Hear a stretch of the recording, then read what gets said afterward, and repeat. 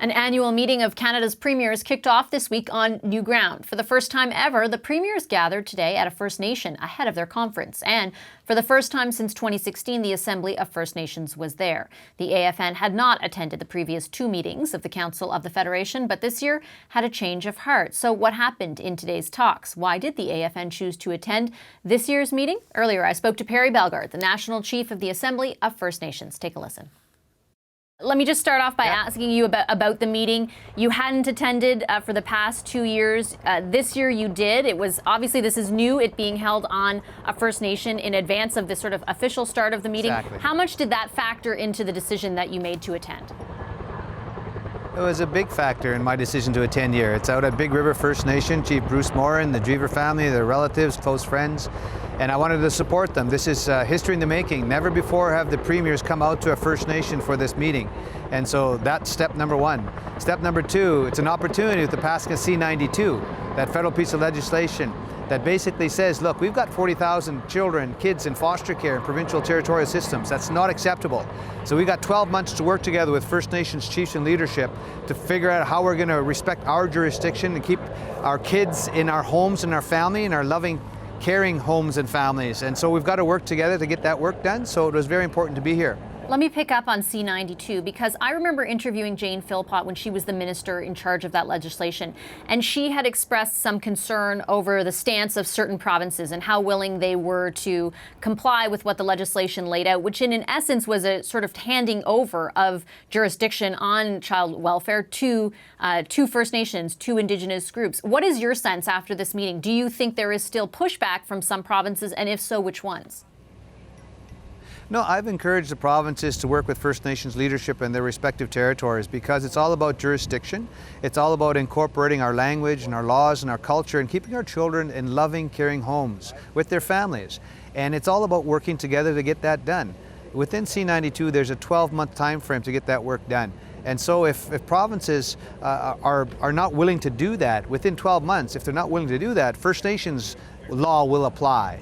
And so it's better sooner than later to come to the table now and start working with First Nations chiefs and leadership in their respective territories. It's all about children, focusing on prevention, not apprehension. And you can only do that by working collectively together. And you're going to find that good ground. And I encourage the premiers to start working with First Nations right across Canada to get that work done. And there's good work in British Columbia. There's good work in Nova Scotia. It's happening here in Saskatchewan with Premier Scott Moe and the Saskatoon Tribal Council. But there's more work to do. And so I encourage them all to get that done.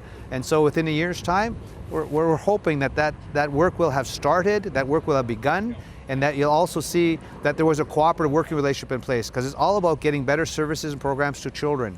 I know that you're, of course, meeting with premiers, but the federal government has a large role to play in all of this as well. And there was concern when the bill was making its way through the House of Commons that there was no funding attached explicitly to what the bill essentially laid out. Are you still concerned about money? Of course, you got to make sure you have the proper fiscal resources in place to make sure that you have the proper human resources and all the programs and services that are needed to focus on keeping children healthy, making sure they have the services and programs at their fingertips. It's a human rights crisis, so we've got to work with the federal government, no question, looking at the implementation of the bill and what does that look like. Working with a specific First Nations process for us because, again, we have a lot of First Nations children in that system. And so we need a specific process for First Nations jurisdiction to be respected.